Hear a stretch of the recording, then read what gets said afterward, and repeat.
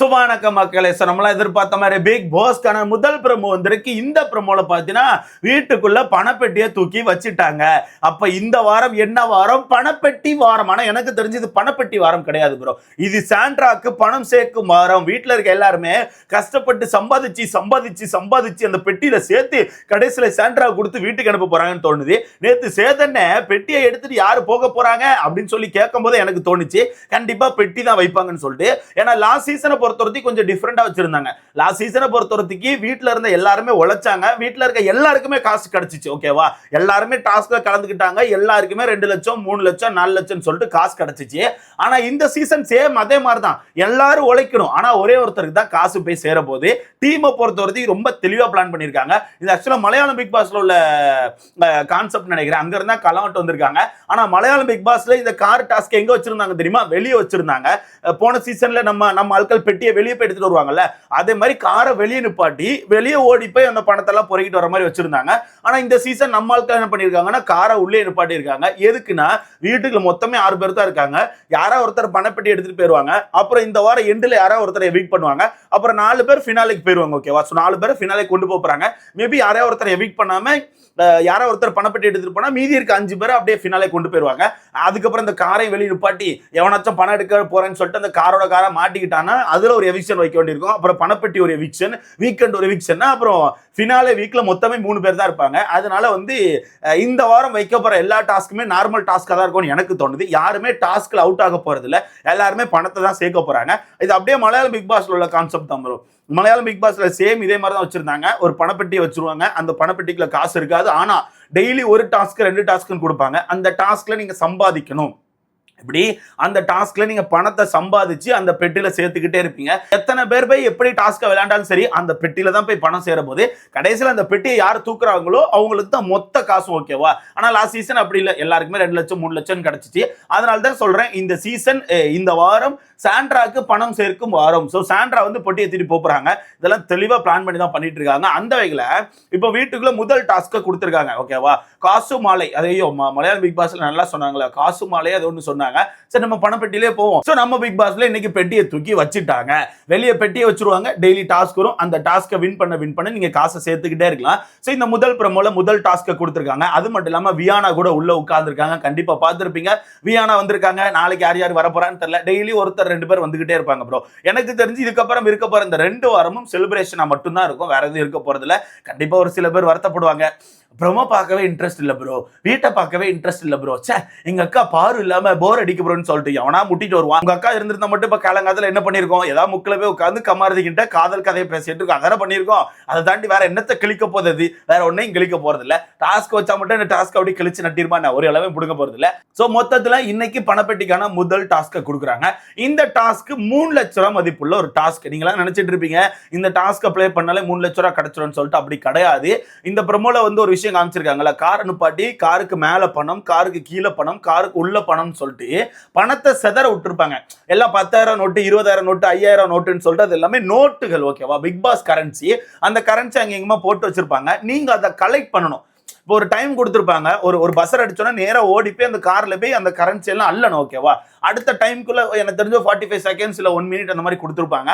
அந்த டைம்குள்ள அங்குள்ள எல்லா கரன்சியும் அள்ளிட்டீங்கன்னா ஓகே உங்களுக்கு 3 லட்சம் ரூபாய் கிடைச்சிரும். இல்ல எவ்வளவு கரன்சி அள்ளுறீங்களோ அதுக்கேற்ற மதிப்பான அமௌண்ட் அந்த பெட்டியில ஆட் ஆகிக்கும். ஓகேவா? எனக்கு தெரிஞ்ச எல்லாமே 10,000 ரூபாய் கரன்சியா தான் இருக்கும். ஸோ நோட்டு தான், காசு தான். நீங்க எவ்வளவு கலெக்ட் பண்றீங்களோ அதை எண்ணி அந்த அமௌண்ட்டை அந்த பெட்டியில ஆட் பண்ணிடுவாங்க. ஸோ எனக்கு தெரிஞ்சு எண்ட் ஆஃப் த வீக்ல மேபி ஒரு 8 லட்சம் ரூபா, ஒரு 7, ஒரு 10 லட்சம் ரூபாய்க்குள்ள சேர வாய்ப்பு இருக்கு ப்ரோ. ஒரு 10 லட்சம் ரூபாய் தாண்டி சேர வாய்ப்பு கிடையாது. ஏன்னா எல்லாமே டாஸ்க் தான்.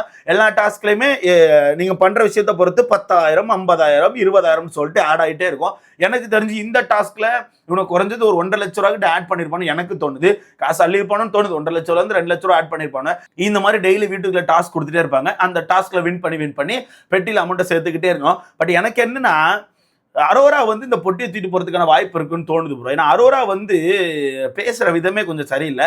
அந்த பொண்ணுக்கு தெரிஞ்சு போச்சு நம்ம இது கப்பெல்லாம் அடிக்க போறது இல்லை, நமக்கு பணம் தான் முக்கியம்னு சொல்லிட்டு. அதனால எனக்கு தெரிஞ்சு அந்த பொண்ணு ஓரளவு காசு சேர்ந்ததுக்கு அப்புறம் அந்த பெட்டி எடுத்துட்டு கிளம்பிடுவான்னு தோணுது. பெட்டி எடுத்துட்டு கிளம்புனா நல்லது. எனக்கு தெரிஞ்சு அரோரா எடுத்துட்டு போனா ஓகே. ஆனா சுபிக்ஸாவெல்லாம் வச்சிருந்திருக்கலாம் ப்ரோ. நான் என்ன சொல்றேன், சாண்ட்ரா சேச்சி எல்லாம் வீட்டுக்கு என்னத்த பண்ணுது, ஒன்றும் பண்ணல, சும்மா ஐயோ ஐயோ அப்படின்னு ஆக்டிங் தான் போட்டு சுத்த போகுது. சாண்ட்ரா சேச்சி எல்லாம் வெளித்தி போட்டிருந்தா சாண்ட்ரா சேச்சி எப்படியும் பொழைச்சிக்கும், ஏதாவது ஒன்று பண்ணி ஏதாச்சும் சீரியல் வாய்ப்பு ஏதாவது ஒன்று பண்ணி கூட மேலே போய்ப்பாங்க. ஆனா சுபிக்ஷா எல்லாம் அப்படி கிடையாது, கொஞ்சம் கஷ்டப்பட்டு தான் மேலே வரணும். அப்படி இருக்கும்போது சுபிக்ஷாவெல்லாம் வீட்டுக்கு வச்சிருந்தா அந்த பொண்ணு இந்த டாஸ்க்கே கொஞ்சம் பெஸ்ட்டாக பண்ணியிருக்கோம். கடைசியில் அந்த பொண்ணுக்கு அந்த பணப்பெட்டி ஒரு 10 லட்சமோ ஒரு 5 லட்சமோ ஒரு 8 லட்சமோ கிடச்சிருந்தா அந்த பொண்ணு கொஞ்சம் உதவியாக இருந்திருக்கும். ஸோ வச்சிருந்திருக்கலாம். இத்தனை நாட்கள் வச்சுட்டீங்க, இத்தனை நாட்கள் ஏதோ ஒரு வகையில காப்பாத்தி வச்சுட்டீங்க. இந்த ஒரு வாரமும் காப்பாத்தி வச்சு கொஞ்சோண்டு பணம் கொடுத்து வீட்டுக்கு அனுப்பிக்கலாம்னு எனக்கு தோணுச்சு. பட் என்ன பண்ண, சேனல் வந்து ஒரு விஷயத்த முடிவு பண்ணிட்டாங்கன்னா அது யாராலையும் மாற்ற முடியாது. ஸோ சேனல் வந்து பணப்பட்டியை சேச்சி கொடுக்கணும்னு சொல்லி முடிவு பண்ணிட்டாங்க போல. அதனால இந்த மாதிரி விஷயங்கள்லாம் பண்றாங்க. ஸோ பார்க்கலாம், நீங்க சொல்லுங்க, யார் வந்து இந்த பணப்பட்டி எடுக்க வாய்ப்பு இருக்கு? எண்ட் ஆஃப் த வீக் வரைக்கும் கொண்டு போகலான்னு தெரியல.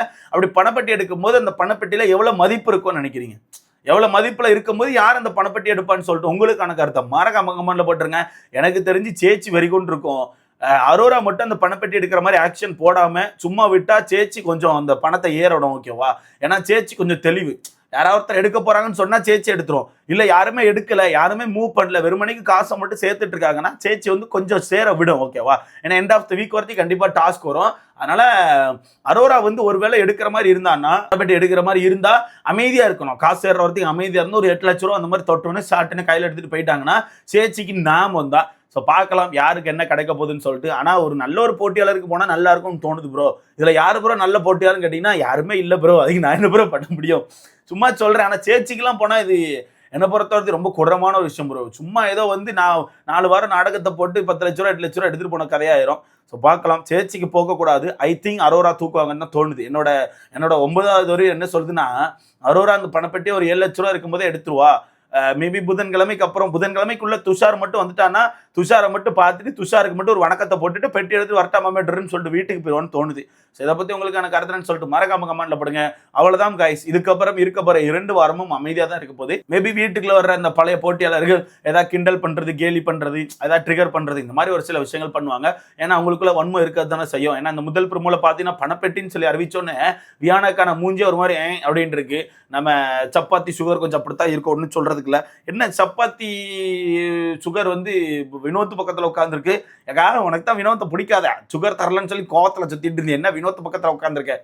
ஆக்சுவலாக ஏதோ பேர் என்ன, ஐயோ அவங்க பேர் என்ன, வியானா ஏதோ சின்னதாக சம்பவம் பண்ணதாக கேள்விப்பட்டேன். இது வந்து ரெட் கார்டு மேட்டரை வச்சு ஏதோ பேசியிருக்காங்கன்னு சொல்லிட்டு நம்ம வெயிட் பண்ணி பார்க்கலாம். லைவ்ல வந்ததுக்கு அப்புறம் தான் நமக்கே தெரியும். ஸோ வெயிட் பண்ணி பார்க்கலாம். எப்படியே ஒரு சில பேர் கமெண்ட் போடுவீங்க, பாரு இல்லாமல் வீடு நல்லா இல்லை ப்ரோ, பாரு இல்லாமல் ப்ரமோ நல்லா இல்லைன்னு சொல்லிட்டு. அம்பிட்டு தான் இருக்கும். சரியா?